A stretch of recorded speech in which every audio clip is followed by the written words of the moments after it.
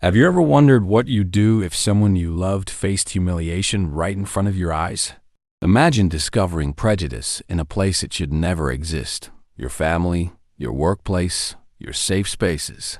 Shocking, isn't it? In today's story, a millionaire stumbles upon a heartbreaking scene. His own daughter, the proud owner of a thriving store, being humiliated because of her race. What happens next will challenge everything you thought you knew about privilege, accountability, and standing up for what's right. Stay with us, because this story might just change how you see the world and your role in it. The story begins with a family dynamic that, on the surface, seems unshakable. The father, Richard, is a wealthy entrepreneur whose hard work has brought his family financial stability and comfort. His success story is one of perseverance, rising from modest beginnings to build an empire. Richard's wife, Angela, is a black woman whose strength and wisdom have guided their family through challenges both personal and societal. Together, they raise their daughter, Maya, a young, ambitious woman who inherited her mother's determination and her father's entrepreneurial spirit. Maya had recently opened a boutique, a small but elegant shop showcasing unique, handcrafted items. The store was more than just a business. It was a reflection of her identity, her creativity, and the values instilled by her parents. Angela had always taught her daughter to be proud of her heritage and to let her work speak for itself. For Maya, the boutique was her way of creating a space where people could feel seen and valued.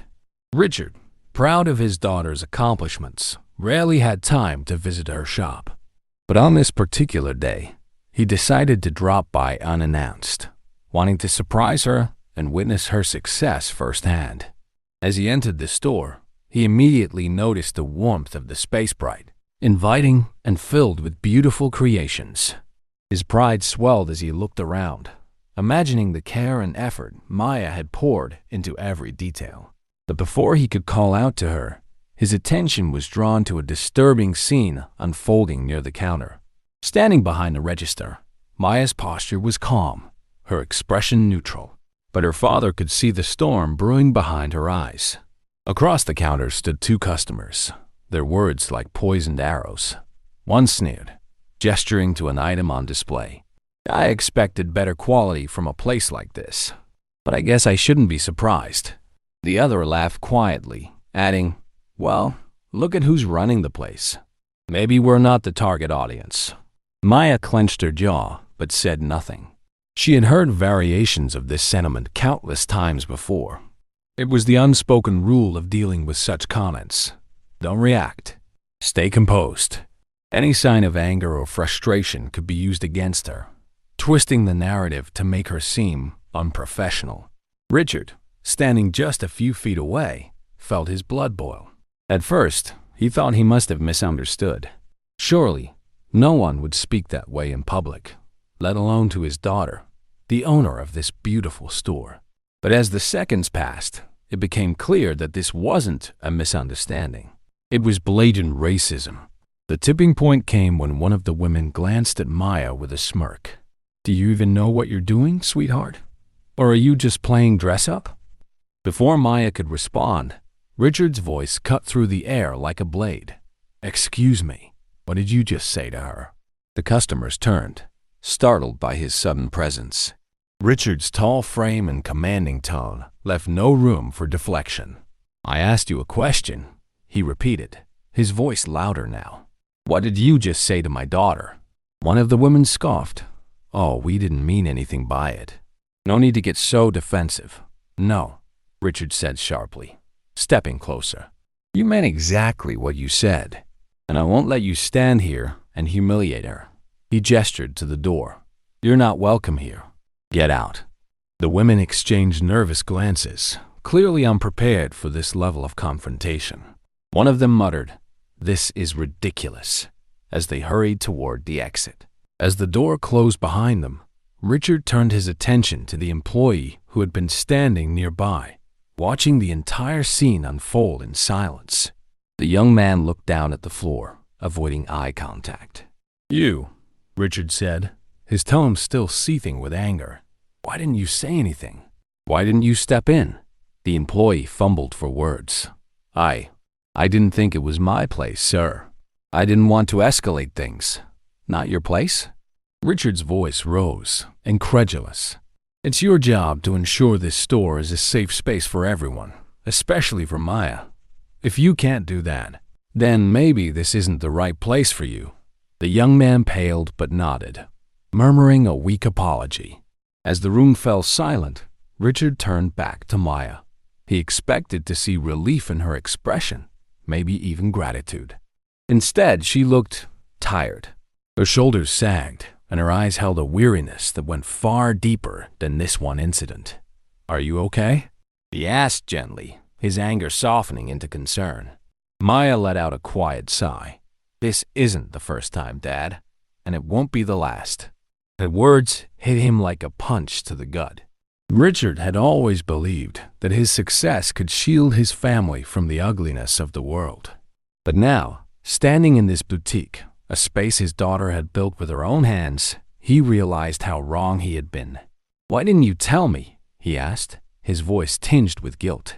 Maya looked at him, her expression a mixture of sadness and resignation. Because what would it change? You can't fight every battle for me, Dad. This is just how it is. Richard's fists clenched at his sides. No, he said firmly. This is not how it is. This is not how it's going to be. Maya gave him a faint smile, but there was no hope in it. I appreciate that you want to help, Dad, but I'm tired. I just want to go home. Richard nodded reluctantly. I'll lock up. Go ahead.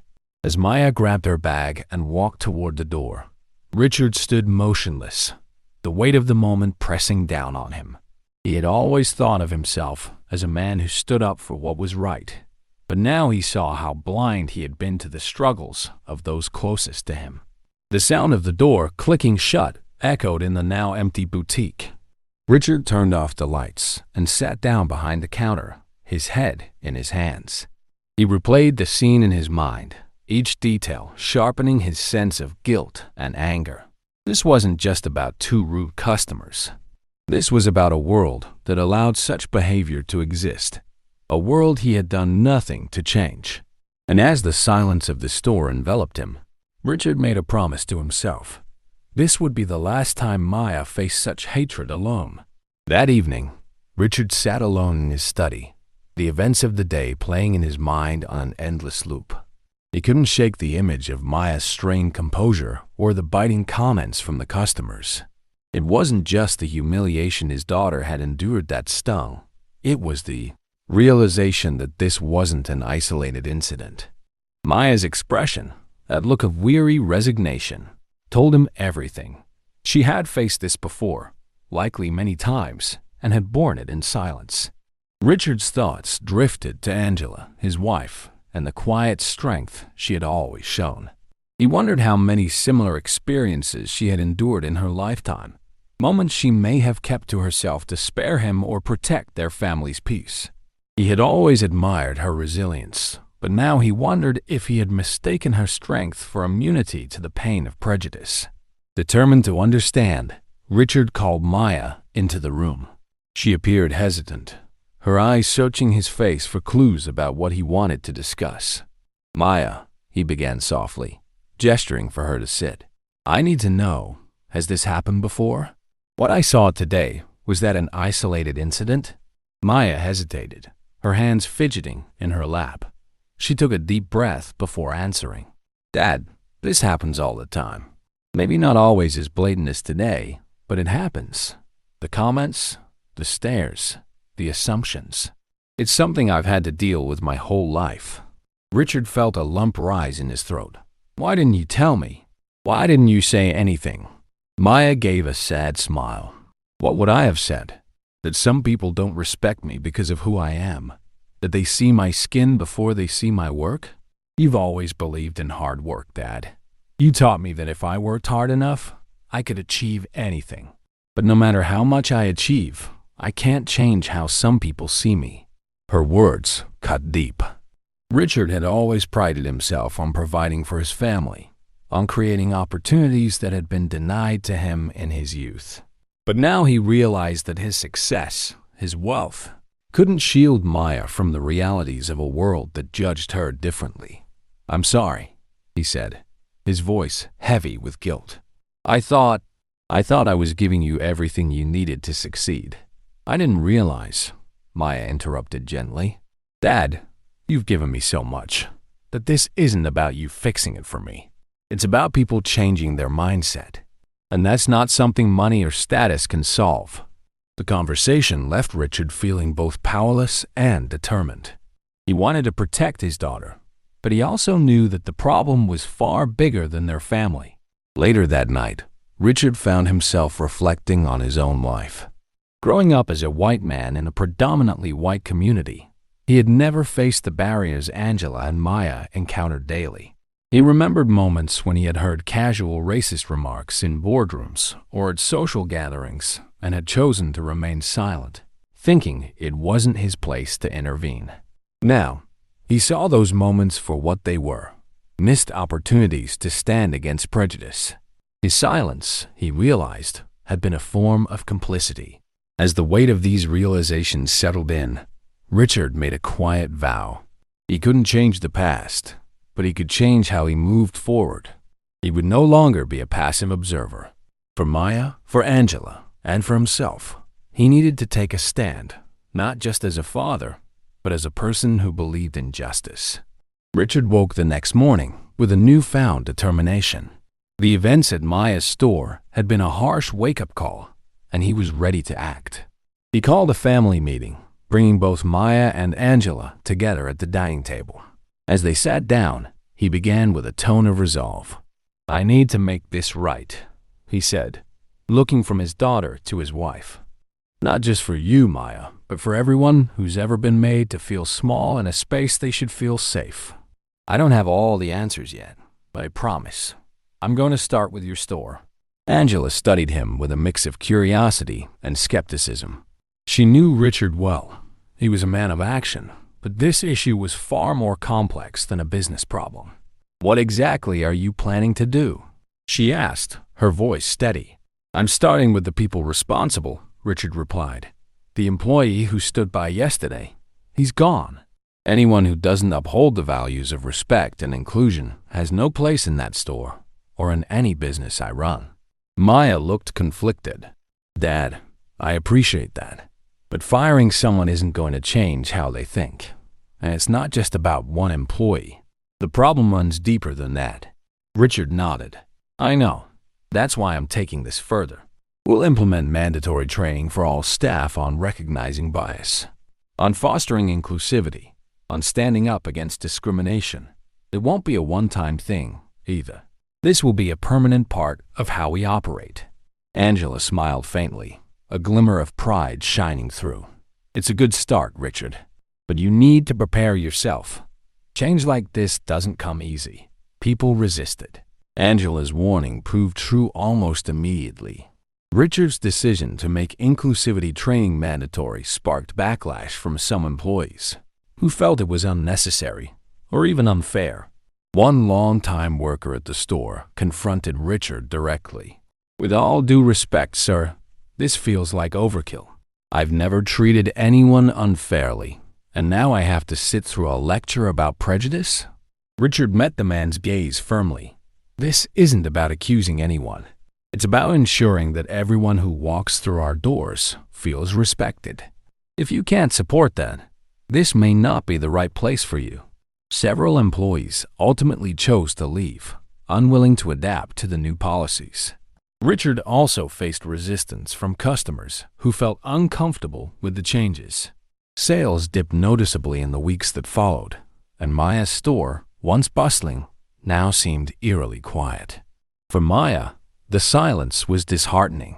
"Dad, maybe this was a mistake," she said one evening, her voice tinged with frustration. "I just wanted a place where people could enjoy what I created.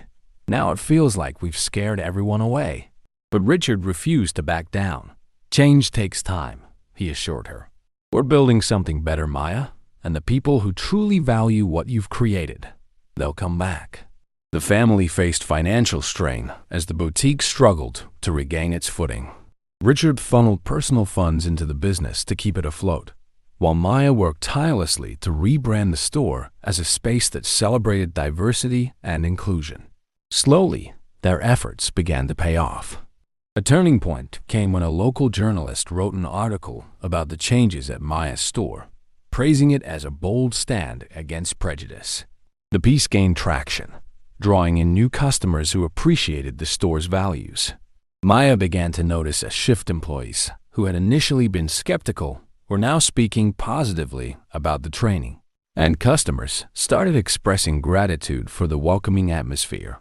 One day, a mother and her young daughter visited the store. As they checked out, the mother turned to Maya and said, "Thank you for creating a place like this. It means a lot to us." Maya's heart swelled. For the first time in weeks, she felt a sense of pride and validation. Through these victories, small as they were, Richard and Maya realized the importance of perseverance. The road to change was difficult, but it was also deeply rewarding. Months later, Maya's boutique was unrecognizable not in its physical appearance, but in the energy that now radiated within its walls. What had once been a space marred by subtle but persistent prejudice had become a symbol of inclusion and community. The changes weren't immediate, nor were they easy, but they were undeniable. Maya had grown into her role as a leader, her confidence rebuilding with each day. She no longer felt the need to silence herself in the face of discrimination. Her staff, now fully aligned with the store's core values, embraced the training as an opportunity for growth. Employees who had initially resisted now openly supported the store's mission, and some even shared how the training had opened their eyes to biases they hadn't recognized before. One afternoon, Richard stood at the counter, observing the customers who came and went. There was a new sense of warmth in the interactions, laughter between staff and shoppers, genuine connections forming over shared experiences. He noticed a group of young women admiring a display of handmade accessories, their diverse backgrounds reflected in their appearances and accents. Maya approached him with a soft smile. "They love the new collection," she said, nodding toward the group. "Mom helped me design it. We wanted something that told a story of unity, different pieces, different materials, all coming together." Richard looked at his daughter with pride. "You've done something incredible here, Maya. This store, it's not just a business. It's a statement." But Richard knew the journey wasn't just about the store. His own transformation had been equally profound. The man who once believed his wealth and privilege could shield his family from the world's harsh realities now understood the depth of systemic prejudice. More importantly, he recognized his responsibility to confront it, not just for his daughter, but for every person who faced similar struggles. His determination to be an agent of change extended beyond Maya's boutique. Richard began speaking publicly about his experiences, sharing the story of what had happened and what he had learned. His speeches weren't about seeking praise. They were a call to action for other business leaders, urging them to take a stand against prejudice in their own workplaces. One day, while addressing a room full of entrepreneurs at a local conference, Richard said, "Privilege isn't inherently wrong, but ignoring it is. If we have the power to make spaces safer, kinder, and more inclusive, then we have the responsibility to do so." My daughter taught me that. The impact of his words rippled outward, inspiring other businesses to adopt similar initiatives. Some reached out to Maya directly, seeking her guidance on creating inclusive environments. Her boutique became more than a store. It became a blueprint for change. The culmination of their efforts came during a community event hosted at the boutique. The store was packed with customers, local artists, and supporters, all gathered to celebrate its success. Maya took a moment to address the crowd, her voice steady but filled with emotion. "This store started as my dream," she began, "but along the way, it became something much bigger. It's a place where people can feel seen, respected, and valued. And that's because of all of you, your support, your courage to embrace change, and your willingness to stand together." The crowd erupted into applause, and Maya looked toward her parents, who stood side by side at the back of the room. Angela's eyes glistened with tears, while Richard gave a small, proud nod. For Maya, the journey hadn't erased the pain of what she'd endured, but it had given her purpose. For Richard, it was a reminder that even the most painful revelations could lead to profound growth. Together, they had faced the ugliness of prejudice and emerged stronger, united, and determined to build a better world. As the evening settled over the now bustling boutique, Richard stood by the window, watching the glow of lights reflect off the storefront's glass. Inside, laughter and conversation filled the air as customers browsed and connected. The journey to this moment had been anything but easy, but as he observed the scene before him, Richard felt a deep sense of fulfillment. Angela joined him, her presence grounding as always. "You've changed, she said, her tone soft but confident. Richard nodded, his voice thoughtful. "I had to. For too long, I thought success meant protecting my family with money and status. But what good is all of that if I can't protect what matters most: dignity, respect, and love?" Angela placed a hand on his shoulder. "You've done more than protect, Richard. You've helped build something that lasts, something that matters." Across the room, Maya was in her element, chatting with a group of customers and showing them the details of her latest collection. She looked radiant, confident, and at peace in a way Richard hadn't seen before. As the night wound down and the final customers left, Maya walked over to her parents. "I think tonight was a success," she said with a smile, her voice tinged with exhaustion but also pride. "It was more than that," Richard replied. "It was a victory for you, for us, and for everyone who believes in what you've built." The three of them stood in silence for a moment, soaking in the weight of their shared journey. The boutique wasn't just a store anymore. It had become a beacon of resilience, hope, and transformation. Maya broke the silence. Dad, I used to wish the world were different, that I didn't have to prove myself every day just because of how I look. But now I realize that wishing isn't enough. We have to fight for change. And that's what we've done here." Richard smiled, his heart swelling with pride. "And the fight doesn't stop here, Maya. This is just the beginning." The family turned off the lights and locked the doors, their steps lighter as they walked into the cool night air.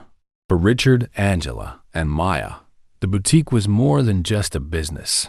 It was proof that even in the face of prejudice, love and determination could pave the way for something extraordinary. As they left, the words etched into the boutique's window glinted in the light. "A place for everyone. Prejudice doesn't vanish overnight, nor does creating meaningful change come without sacrifice. But every step toward justice matters." This story reminds us that standing up to discrimination, whether subtle or overt, isn't just an act of bravery. It's an act of love. What would you do if you saw someone you loved being mistreated? How would you respond if you were the one with the power to make a difference? The answers aren't always easy, but they are always worth pursuing. In a world that often feels divided, we can choose to create spaces of unity, respect, and hope. It starts with a single act of courage and grows into something transformative.